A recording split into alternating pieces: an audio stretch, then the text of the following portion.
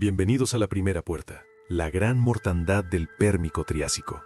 Hace unos 252 millones de años, nuestro planeta se convirtió en un infierno.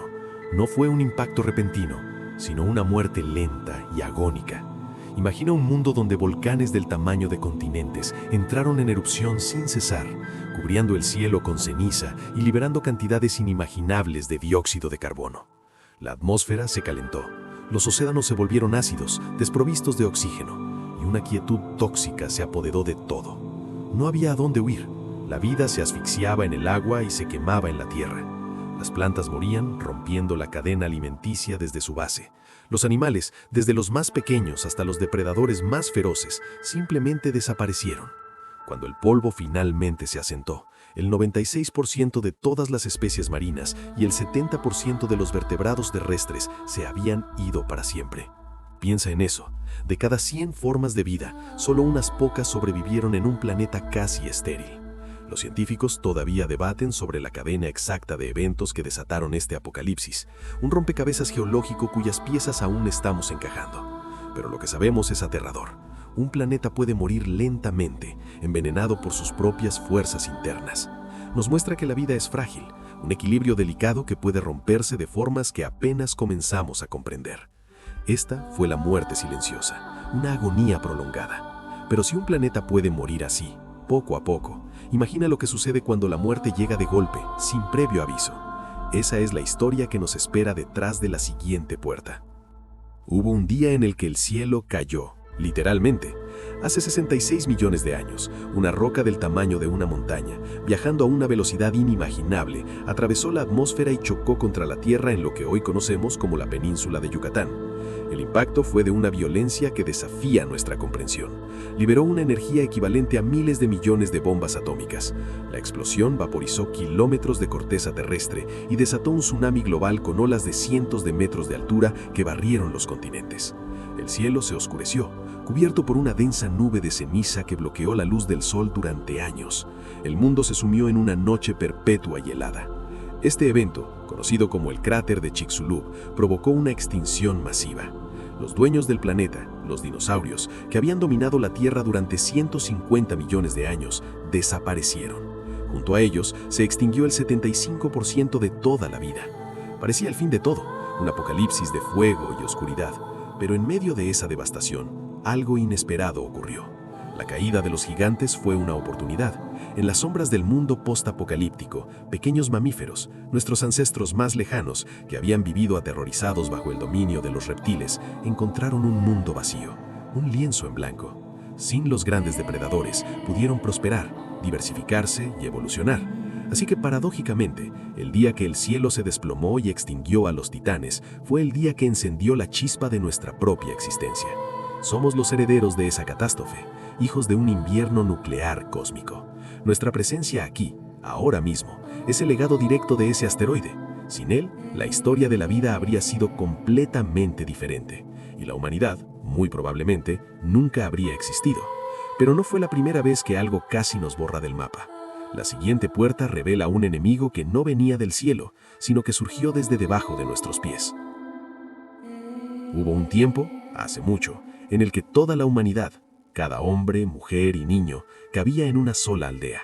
Nuestra historia es una crónica de supervivencia, de estar al borde mismo de la extinción y de alguna manera aferrarnos a la vida. Y el capítulo más oscuro de esa historia se escribió con fuego y asisa. Hace unos 74.000 años, en la isla de Sumatra, un gigante despertó. El supervolcán Toba no fue una erupción, fue un cataclismo planetario. La explosión fue miles de veces más potente que cualquier bomba que hayamos creado, lanzando una nube de ceniza tan vasta que cubrió el cielo durante años. El mundo se sumió en un invierno volcánico.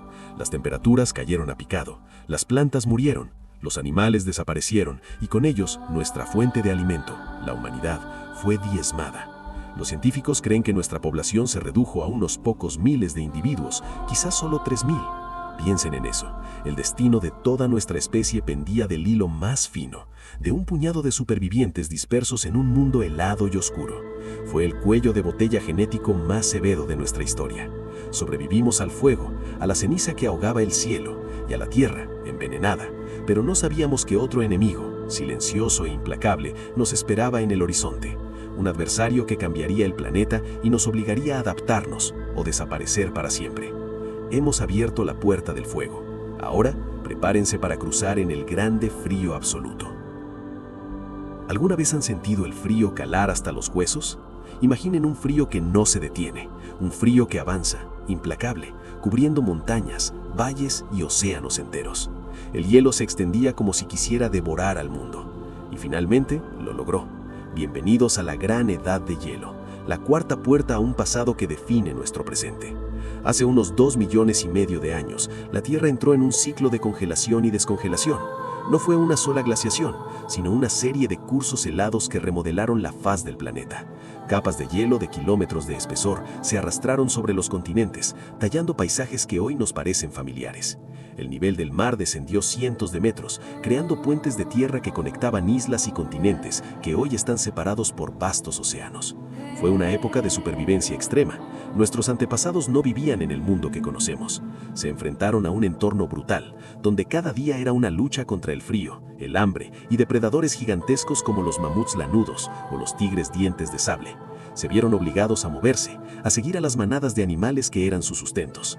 Y aquí es donde ocurre lo más fascinante. Sin la presión de esa era, sin la necesidad de adaptarse o morir, la humanidad nunca habría desarrollado las habilidades que nos definen. El hielo nos obligó a pensar, a crear. Inventamos herramientas más sofisticadas para cazar y defendernos. Aprendimos a controlar el fuego no solo para calentarnos, sino para cocinar, socializar y mantener a raya a la oscuridad. El lenguaje se volvió más complejo, esencial para coordinar la caza y transmitir conocimiento de una generación a la otra. Las primeras sociedades complejas nacieron al calor de una hoguera, mientras afuera el mundo estaba congelado. La migración, esa necesidad de buscar nuevos horizontes, se inscribió en nuestro ADN. Cruzamos esos puentes de tierra, poblando cada rincón del planeta. Irónicamente, el hielo no nos extinguió, nos hizo más fuertes, más inteligentes, más humanos. Pero cada ciclo tiene su fin. El hielo retrocedió, y con él se cerraron los caminos que nos permitieron expandirnos. El mundo que construimos durante la glaciación floreció en el deshielo, pero si el hielo nos transformó, lo que viene podría deshacer todo lo que hemos construido en segundos. La última puerta es la más cercana a nosotros, y lo que hay detrás podría ser el reflejo de nuestro propio futuro. Acompáñenme, si se atreven. No necesitas un asteroide para perderlo todo, ni una guerra nuclear. A veces para apagar una civilización entera solo hace falta una tormenta. Pero no una tormenta de agua y viento, una tormenta de fuego solar. El 1 de septiembre de 1859, el astrónomo Richard Carrington observó algo insólito en el Sol, andos destellos de luz blanca, tan intensos que eclipsaban al propio astro. Lo que no sabía es que acababa de presenciar el nacimiento de una tormenta geomagnética que cambiaría la historia. 18 horas después, esa energía golpeó la Tierra. En aquel entonces, la tecnología más avanzada eran los telégrafos. Esa noche, las líneas telegráficas de todo el mundo se incendiaron. Los operadores recibían descargas eléctricas directamente de sus equipos. Algunos aparatos, incluso desconectados, seguían enviando mensajes, alimentados por la energía que venía del cielo. En lugares tan sólidos como Cuba o Colombia, la gente se despertó en mitad de la noche creyendo que había amanecido. Eran las auroras boreales, visibles en todo el planeta. Ese evento, conocido como el evento Carrington, fue la tormenta solar más poderosa jamás registrada. Hoy, una tormenta así no solo quemaría los telégrafos, derrumbaría nuestros satélites, apagaría Internet, colapsaría las redes eléctricas, dejándonos sin luz, sin comunicaciones, sin agua corriente, sin transacciones bancarias. Los GPS dejarían de funcionar, los aviones quedarían en tierra. Todo lo que define nuestra era digital se desvanecería en cuestión de horas. Volveríamos a un mundo sin conexión, pero esta vez sin saber cómo vivir en él. Los gobiernos lo saben, estiman que la recuperación tardaría años, quizás una década, y el coste se contaría en millones de dólares. Y aquí es donde la historia da un giro. A diferencia de otras catástrofes que hemos explorado, esta no es una que ya ocurrió y de la que solo quedan ruinas. El evento Carrington no es el final de un capítulo, es un prólogo, una advertencia de algo que sigue pendiente. Los científicos calculan que hay un 12% de probabilidades de que una tormenta similar nos golpee en la próxima década. La pregunta no es si ocurrirá, sino cuándo. Las puertas que abrimos hoy muestran que la Tierra siempre ha estado al borde del abismo, y aún así seguimos aquí, avanzando como si nada pudiera tocarnos. Pero recuerda, las puertas nunca se cierran por completo. A veces solo están esperando que alguien las vuelva a abrir.